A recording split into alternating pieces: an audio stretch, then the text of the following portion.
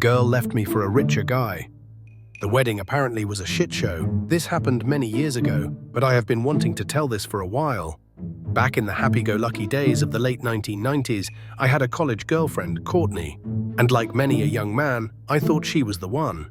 That turned out very inaccurate. Courtney decided to start seeing someone else, Mike. However, she neglected to tell me about it and started seeing Mike while we were still a couple. I knew of him, mostly that his dad was rich, and he was destined to follow in Dad's footsteps and attend Harvard Law and work at a prestigious law firm, which he ultimately did, from what little I have heard over the years, but that is for another day. Upon graduation, all three of us were in the same year. Courtney and Mike decided to break the news to me that they were engaged.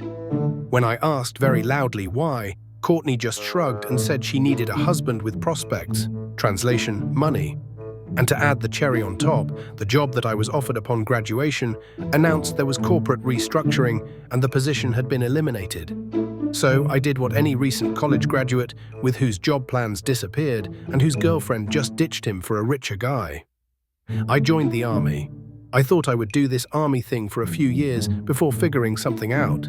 But by the time I finished with OCS, Ranger School, and assigned to a regiment, it was September 2001. I am sure you can guess how busy those years became.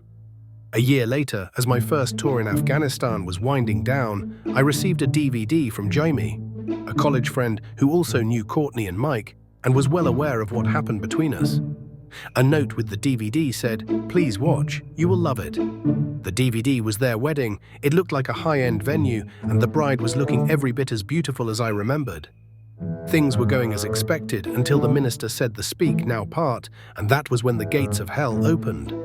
A man stood, someone I did not know, and demanded how could Courtney go through with this. Courtney's face went white and pleading when she saw him. The man, who I dubbed Rick, wanted to know how Courtney could do this him.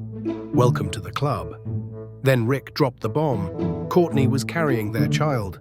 Mike's face went red as he looked at Rick, then at Courtney, realizing that the woman he was about to marry, the woman who cheated on me with him, was more than likely pregnant and not by him. But that was not the best part. As the wedding guests were probably processing what Rick said, the camera turned as someone else yelled. This time, a woman dubbed Mary, who was very pregnant herself. Any shred of moral high ground Rick had was gone when Mary cradled her belly and demanded to know how Mike was going to take care of their child. The DVD ended with the parents of the not-wedded couple pulled their respective kids aside and left the venue. It did not take a genius to figure out that the wedding was called off. And Jamie's note was right. I did love it. It made my day to see the woman who carelessly broke my heart so publicly embarrassed. I showed it to my comrades, who found it hilarious.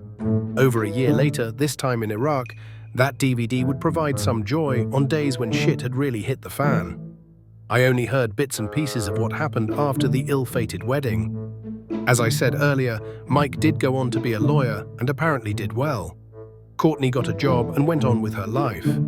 I can only guess that they wound up with the other person, or at least raised their kids.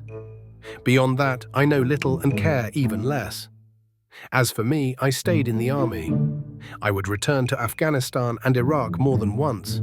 I would serve in places I am still not allowed to discuss and deal with enemies who made bin Laden look like Gandhi.